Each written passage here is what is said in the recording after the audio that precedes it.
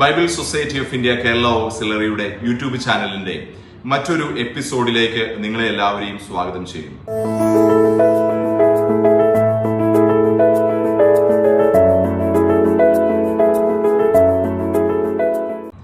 ഈ എപ്പിസോഡിൽ നമ്മൾ ഒരുമിച്ച് വീക്ഷിക്കുവാനായിട്ട് പോകുന്നത് 2024 ജൂലൈ മാസം 30 പുലർച്ചെ വയനാട് ജില്ലയിലെ ചൂരൽമലയിലും മുണ്ടക്കയിലും അപ്രതീക്ഷിതമായിട്ടുണ്ടായിട്ടുള്ള പ്രകൃതി ദുരന്തത്തിൽ ദുരിതമനുഭവിച്ച ജനതയ്ക്ക് ഒപ്പം ബൈബിൾ സൊസൈറ്റി കേരള ഓക്സിലറി ഒരുമിച്ച് ചേരുവാനും അവിടെ ചെന്ന് അഭിനന്ദനായിട്ടുള്ള പ്രസിഡന്റ് മോസ്റ്റർ ഡോക്ടർ തിയോഡോഷ്യസ് മാർത്തോമാ മെത്രാപ്പോലീത്തയുടെയും ബൈബിൾ സൊസൈറ്റിയുടെ നാഷണൽ ലീഡേഴ്സിന്റെയും WCOIയുടെ ഡയറക്ടറായിരുന്ന സ്നേഹമുള്ള ജെയിംസ് സാറിന്റെയും ഒക്കെ നേതൃത്വത്തിൽ അവിടെ വിസിറ്റ് ചെയ്തവർക്ക് വേണ്ടി പ്രാർത്ഥിക്കാനും അവർക്ക് പ്രത്യാശ നിർഭരമായിട്ടുള്ള ദൈവത്തിന്റെ വചനം അവർക്ക് നൽകുവാനും അവർക്ക് വേണ്ടുന്ന ഓഡിയോ ബൈബിൾ കൊടുക്കുവാനും നമ്മുടേതായിട്ടുള്ള ചെറിയ സാമ്പത്തിക സഹായങ്ങൾ കൈമാറുവാനായിട്ടും ഇടയായി.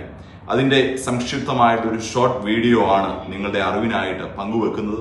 തുടർന്നും പ്രയാസപ്പെടുന്ന നമ്മുടെ സഹോദരങ്ങളെ ഓർത്തുകൊണ്ട് നമ്മുടെ ദിനംതോറുമുള്ള പ്രാർത്ഥനയിൽ ഇവരെ ഓർക്കാനും അവർക്ക് വേണ്ടുന്ന കൈത്താങ്ങൽ നൽകുവാനും ഈ വീഡിയോ ഒരു പ്രചോദനമായി തീരട്ടെ. ഇത് സാധ്യമാക്കി തീർക്കാനായിട്ട് ഇതിന് സംഭാവന ചെയ്ത എല്ലാവരോടും ഒരിക്കൽ കൂടി ബൈബിൾ സൊസൈറ്റിയുടെ പേരിലുള്ള നന്ദിയും കടപ്പാടും ഈ അവസരത്തിൽ അറിയിക്കുകയും ചെയ്യുന്നു. ഈ വീഡിയോ അവസാനം വരെ എല്ലാവരും കാണുക.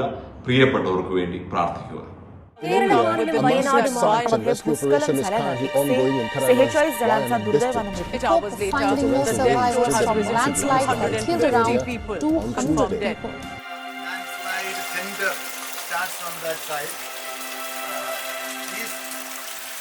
All valleys were fully packed with houses.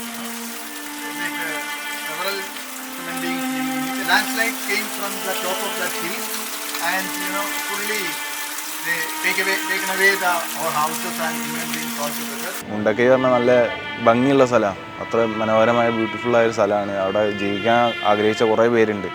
അവർക്ക് ലൈഫ് ഇനി മുന്നോട്ട് എങ്ങനെ പോകുന്നൊക്കെ അങ്ങനെ കുറേ പേര് ആഗ്രഹിച്ച് ജീവിച്ചാണ്. അവിടെ ഒരു 1000 കുടുംബത്തിൻ്റെ അടുത്തുണ്ട്. അതിലിപ്പോൾ 483 ബോഡി കിട്ടിയിരിക്കണം. ഇപ്പോൾ എൻ്റെ കുടുംബം തന്നെ അത്യാവശ്യം വലിയ കുടുംബമാണ്. രണ്ട് നില വീടൊക്കെയാണ്, 6 ബെഡ്റൂം അങ്ങനെ വരുന്നൊക്കെ റൂം. ഒന്നിനൊരു കുറവ് കാണിച്ചില്ലായിരുന്നു. എൻ്റെ അമ്മയൊക്കെ കുറേ കടങ്ങളും കഷ്ടപ്പാടുകളൊക്കെ ഉണ്ടായിരുന്നു. വീട്ടിൽ തന്നെ 11 പേരുണ്ടായി. എൻ്റെ അമ്മ, അച്ഛൻ, അമ്മമ്മ, പിന്നെ എൻ്റെ ഒരു സിസ്റ്റർ, ബ്രദർ, പിന്നെ ഒരു ബ്രദറും കൂടെ ഉണ്ട്. അതിലിപ്പോൾ 3 കിട്ടിയത്. ഞാനും എൻ്റെ അനിയനും മാത്രമേ ഉള്ളൂ ഇപ്പോൾ എൻ്റെ കുടുംബത്തിൽ. അപ്പോൾ അതിൻ്റെ ഒരു സഹായത്തിൽ നിങ്ങൾ ബൈബിൾ ഓഡിയോ ബൈബിൾ ഇപ്പോൾ ഞങ്ങൾക്ക് അത്രയും ഹെൽപ്പാവും. എപ്പോഴും കിടക്കാൻ നേരത്ത് ജപം பண்ணிയിട്ട് തന്നെ കിടക്കുമല്ലോ. രാവിലെയും പ്രാർത്ഥിക്കാറുണ്ട്. അപ്പോൾ ഈ ഒരു സംഭവങ്ങൾ കിട്ടാൻ ഹെഡ്സെറ്റും കാര്യങ്ങളെല്ലാം വർക്ക് ചെയ്തില്ല. അപ്പോൾ വെറുതെ ഇരിക്കുകയാണെങ്കിലും ബസ്സിൽ ട്രാവൽ ചെയ്യുകയാണെങ്കിലും എല്ലാത്തിലും ഹെൽപ്പാവും.